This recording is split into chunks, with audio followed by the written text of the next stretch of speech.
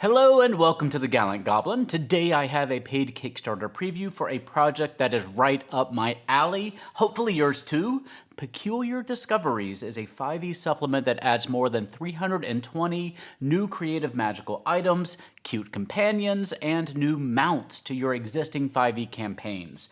And there's a ton of supplementary material like reference cards down here, dice, standees, and more. This project is being put together by William Martin, who previously helped spearhead the successful Exalted Veils 5e campaign. That was a setting book on Kickstarter too. And there is a lot to get excited about with this project. For me, the companions are where it's at because, I like my cute cuddlies, but I know that we're also glad to get more unique magical items to liven up our games, so let's start there. Then we'll talk about the companions, I promise. First of all, check out these gorgeous sample pages from the book itself. I love that it's art-centric, very readable, and just beautiful. This is one of those books that I'm going to want to show off to everyone who comes to the house. I really can't wait to see the final 200-ish page book. Now, one thing I love about the way they've organized the book is that all the items are divided into categories, which makes it much easier to find appropriate loot when you need it. You've got categories like Celestials, Demons, Orcs, Elves, Alliance, and Undead. All of those are pretty self-explanatory except for maybe Alliance, but that's just referring to the alliance of humans and dwarves and halflings and the other standard, well-represented playable races. Each magical item also has an associated card, like these, and the cards are divided up into those themed decks as well. So if you're running something like Descent into Avernus, you can grab your deck of demon cards to have some appropriate loot ready to go. Let's take a look at a couple of the items from the demon deck to get an idea of what to expect. Let's start with the Earring of the Frog, which is both gross and helpful. While you're wearing it, you can breathe underwater and double your jumping distance. It also gives you a tongue attack with a range of 15 feet that deals 2d4 bludgeoning damage. Now, some of the items have secret details that aren't on the cards, but only accessible to the GM in the book. Sometimes they're little flavorful curses. For example, these earrings bestow a curse, making the wearer's eyes globulous and requiring them to eat nothing but insects while the curse remains. Next, we have the Wand of Corruption, forged from the severed finger bone of a fallen archon. It gives you resistance to radiant damage and advantage on spell attacks against celestials. And you can cast the spell Crown of Madness once per rest, which allows you to dominate another creature and compel them to attack your enemies. And finally, we have the Gauntlet of the Demon Mage. This uncommon gauntlet can be a spell casting focus or used as a weapon in place of an unarmed strike. It has the light and finesse properties and deals 1d8 bludge damage on hit. And of course, it doesn't impede you from holding other weapons if you like. You'll notice that each of these cards has the name of the item, its rarity, and an icon denoting which set it comes from. And there's some art of the object, the text that you need to use the item, and the page number where to find the item in the book. And the back of the cards just show the project logo like this. And this is pretty different than most of the other reference cards that we cover here. The benefit to the standardized back like this is that you can have your players choose a card at random when they get some loot. Just grab a few cards of the type and rarity that you want to make available, and then have them draw a card. It's a minor thing, but it really adds a little bit of fun to your games. And there's some really good thematic options here. Some of them are a little silly if you like that kind of thing, and I do, but most of them are just really creative and thematic. On the silly side, we've got the Necklace of Butterfingers. When you pluck a finger off and hurl it at your foe, a number of things can happen. They may lose their grip on whatever they're holding. They may fall into your grease spell. They may take poison damage from some moldy butter, or you might just let it slip between your own fingers and cast grease on yourself. On the more serious side, we have the Draining Blade, which has a simple premise, but I love it. It's a magical longsword. When you hit with it, you can roll one of your hit dice and add the damage to your attack, but you lose the hit dice until your next long rest. Genius. I love it. They also have item sets. Each item in a set has its own abilities and powers, but if you can collect the whole set, you can unlock even more abilities. Man, I could really sit here all day and just read all these awesome cards to you, but we should probably keep the video moving, so let's just do this. We'll throw up some of the other items on the screen here for you to see. Pause the video for a bit and just read through them yourself. I've really been impressed by what they've put together so far, and there are more than 270 new items like this in all. Just really cool, really creative stuff. Lots of things to add some variety and flavors to your games. Okay. Now it's time to talk about the companions. I haven't met an adventure group yet that didn't jump at the opportunity to get a pet, and this campaign is adding more than 45 options for you.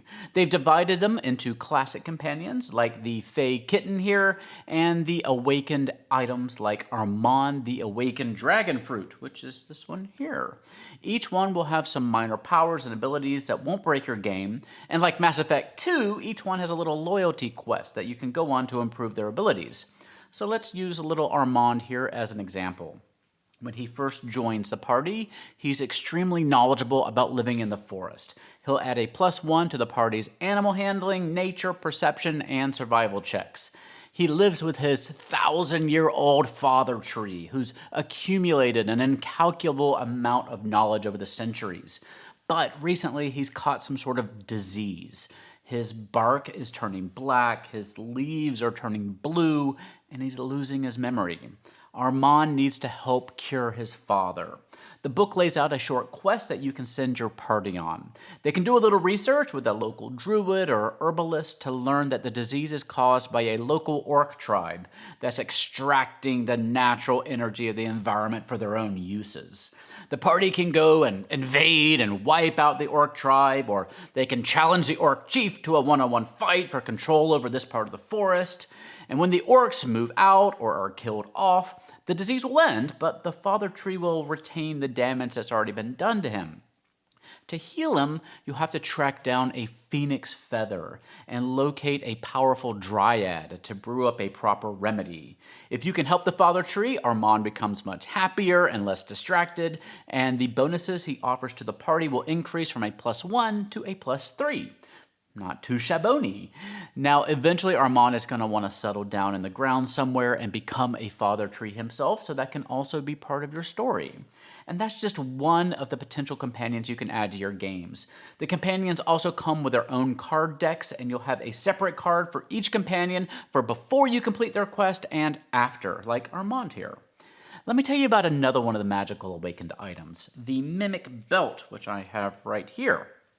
The Mimic Belt is one of 4 linked items. While you're wearing it, it'll change the appearance of any non-magical clothing that you're wearing to match that of the people around you.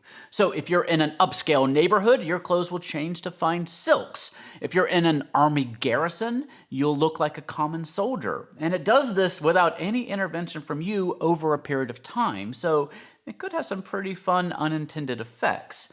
But this belt also wants to be reunited with his companions, the Mimic Boots, the Cloak, and the Scabbard. So after a few days, it'll start gently tugging the wearer in the direction of the closest of the items, becoming more insistent over time. And once you collect them all, they transform into an item known as Candian Suit of Marvelous Mimicry, which sounds very interesting. Finally, the book is adding 10 new mounts, like the Hippo Natar here. This is one part of the book that I really don't know much about yet, but hopefully we'll learn more about it as the Kickstarter develops over time.